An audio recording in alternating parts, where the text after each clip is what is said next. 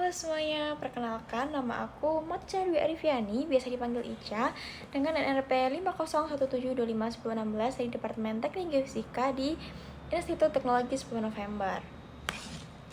Izin menampilkan KTM aku. Kelihatan nggak ya? Harusnya sih kelihatan jelas ya.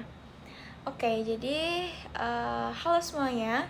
Pada video kali ini saya akan menjelaskan mengenai 3 faktor utama yang menyebabkan terbentuknya magma berdasarkan gambar yang sudah diberikan oleh Bapak Haris serta contoh lokasi pembentukannya. Jadi sebelum membahas tentang gambar tersebut, kita perlu paham dulu nih kayak apa sih yang dimaksud dengan magma. Terus jadi magma itu merupakan batuan cair bersuhu tinggi yang berada di bawah permukaan bumi. Nah, magma sendiri ini terbentuk ketika batuan di mantel atau kerak bumi mengalami perlelehan sebagian atau partial melting, dimana artinya tidak seluruh batuan itu mencair atau tidak seluruh batuan itu mencair secara bersamaan, tetapi hanya mineral-mineral tertentu yang memiliki titik leleh lebih rendah. Jadi kalau misalkan kita perhatikan di gambar, nanti akan aku masukkan di sini ya gambarnya. Terdapat 3 mekanisme pembentukan magma yang diberi tanda A, B, dan juga C. Ketika mekanisme tersebut itu menunjukkan bahwa batuan itu dapat mencair bukan hanya karena suhunya yang meningkat, tetapi juga karena perubahan tekanan maupun penambahan air. Oke, faktor yang pertama yaitu peningkatan suhu atau disebut dengan heat transfer. Jadi, faktor pertama itu ditunjukkan oleh huruf A kan, yaitu T increase atau peningkatan suhu.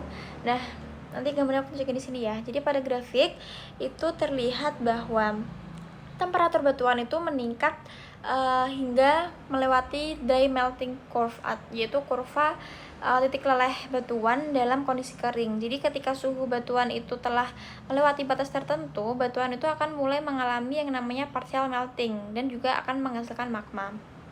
Nah, mekanisme ini biasanya itu terjadi ketika magma yang sudah terbentuk itu naik menuju kerak bumi, kemudian memanaskan batuan di sekitarnya sehingga ikut mencair.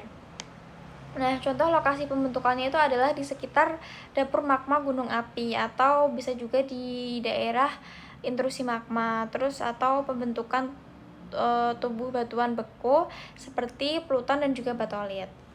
Next, yaitu faktor yang kedua, yaitu ada yang namanya penurunan tekanan atau decompression melting.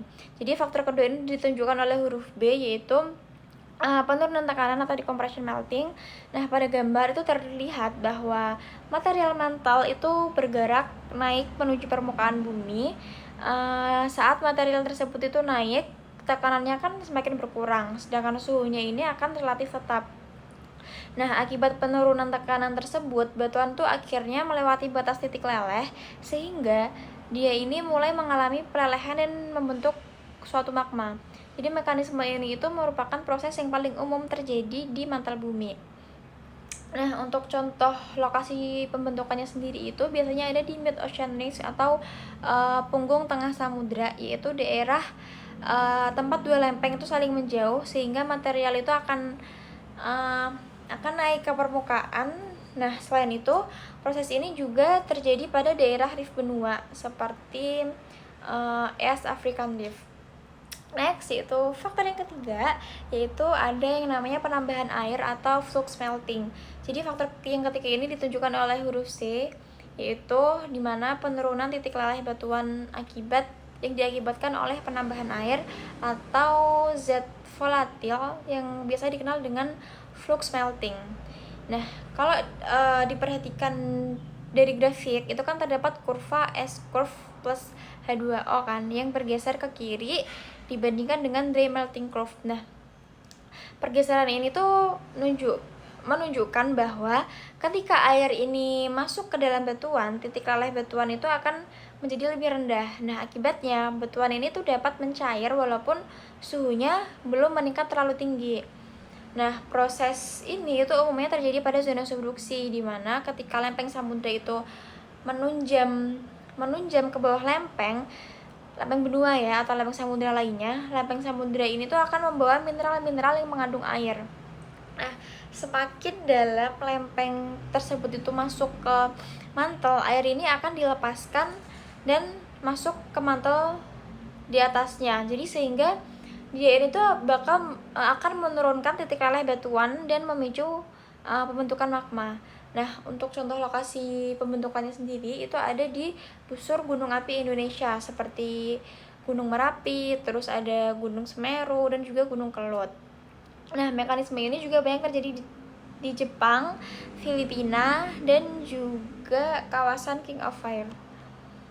Oke, jadi berdasarkan gambar yang sudah diberikan, berdasarkan gambar tersebut dapat dilihat bahwa ketiga mekanisme pembentukan magma itu tuh sebenarnya memiliki tujuan yang sama, yaitu membuat kondisi batuan ini tuh melewati batas titik lelehnya sehingga terjadi yang namanya partial melting. Nah, perbedaannya itu terletak pada penyebabnya. Jadi kayak misalkan pada mekanisme A nih, batuan itu kan mencair karena suhunya yang meningkat. Sedangkan kalau misalkan pada mekanisme B, batuan itu kan mencair karena tekanannya yang menurun. Meskipun suhunya itu akan relatif tetap. Nah, sedangkan pada mekanisme C, batuan itu mencair karena titik lelehnya yang diturunkan oleh adanya penambahan air sehingga proses pelelehan itu dapat terjadi pada suhu yang lebih rendah. Seperti itu.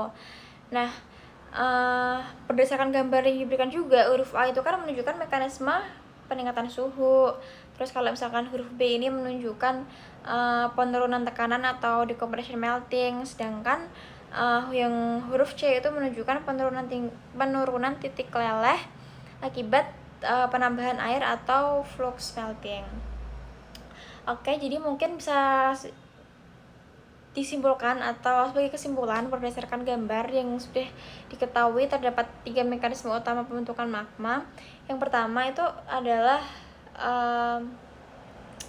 di mana peningkatan suhu atau heat transfer itu menyebabkan batuan itu mencapai titik leburnya. Yang kedua itu penurunan tekanan atau decompression melting itu sehingga batuan itu dapat mencair tanpa harus mengalami yang namanya kenaikan suhu. Dan yang ketiga itu penambahan air atau zat volatil atau flux melting itu yang menurunkan titik leleh batuan sehingga mempermudah terbentuknya magma. Nah, ketika mekanisme tersebut itu terjadi pada lingkungan geologi yang berbeda, tetapi semuanya itu menghasilkan magma melalui proses partial melting. Nah, mungkin itu saja yang dapat saya sampaikan. Mohon maaf apabila masih ada banyak kurangnya dan juga kesalahan. Saya akhiri, terima kasih.